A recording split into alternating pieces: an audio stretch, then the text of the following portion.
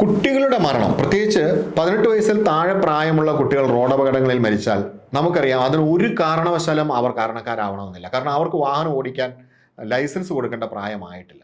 അപ്പോൾ അവരുടെ ഈ മരണത്തിന് കാരണമാകുന്നത് എപ്പോഴും ഒരു തരത്തിലല്ലെങ്കിൽ മറ്റൊരു തരത്തിൽ മറ്റുള്ള ആളുകളായിരിക്കും എന്നുള്ളതാണ് വസ്തുത.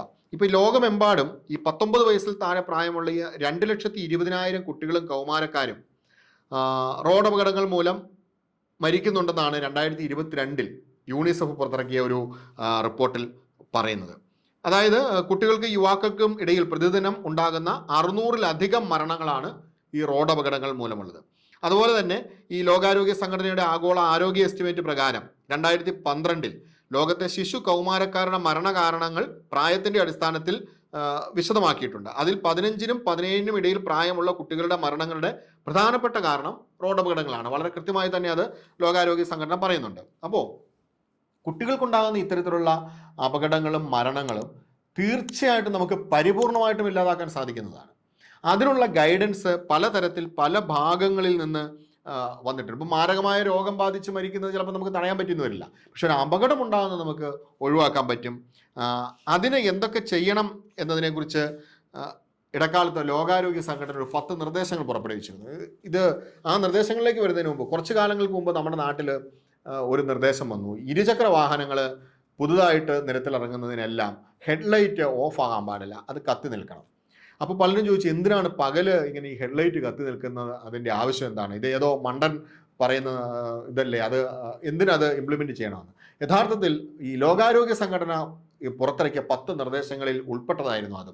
കാരണം കുട്ടികളെ സംബന്ധിച്ചിടത്തോളം കുട്ടികളെ കാണുന്നത്, വണ്ടി ഓടിക്കുന്ന ഒരാൾക്ക് മുതിർന്ന ഒരാളെ കാണുന്ന അത്ര എളുപ്പമല്ല കുട്ടികളെ കാണുക.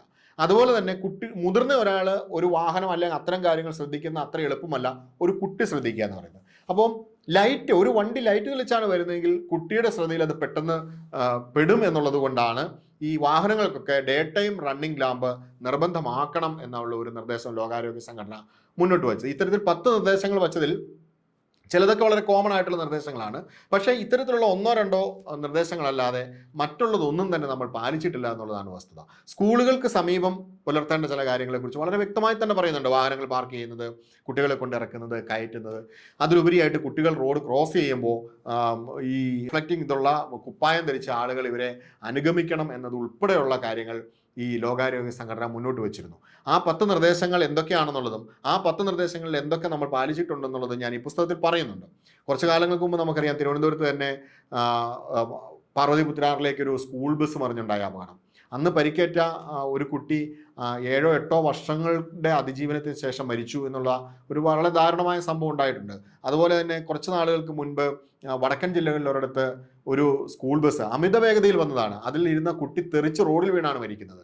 35 കിലോമീറ്റർ വേഗതയിൽ പോകേണ്ട റോഡിലൂടെ ഈ സ്കൂൾ ബസ് അതിൽ കൂടുതൽ വേഗതയിൽ പോകുന്നുണ്ട് എങ്കിൽ തീർച്ചയായിട്ടും അത്തരം കാര്യങ്ങൾ നോക്കണം. അതുപോലെ തന്നെയാണ് റിവേഴ്സ് ക്യാമറ. നമ്മുടെ എത്ര സ്കൂൾ ബസ്സുകൾക്ക് റിവേഴ്സ് ക്യാമറയുണ്ട്?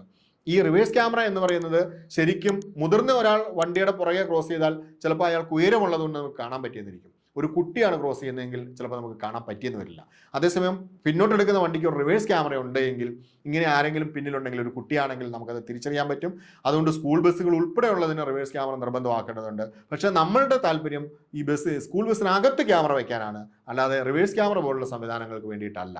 ഇത്തരത്തിൽ കുറേ അധികം നിർദ്ദേശങ്ങൾ കുട്ടികളുടെ സുരക്ഷയ്ക്ക് വേണ്ടിയിട്ട് ലോകാരോഗ്യ സംഘടന പുറത്തിറക്കിയിട്ടുണ്ട്.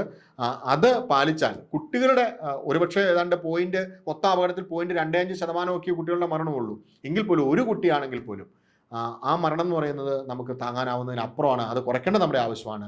അതിന് ഈ നിയമങ്ങൾ പാലിക്കേണ്ടതുണ്ട്. അതിനെക്കുറിച്ചുള്ളൊരു പരിശോധനയാണ് ആ ഒരു അധ്യായത്തിൽ ചെയ്യുന്നത്.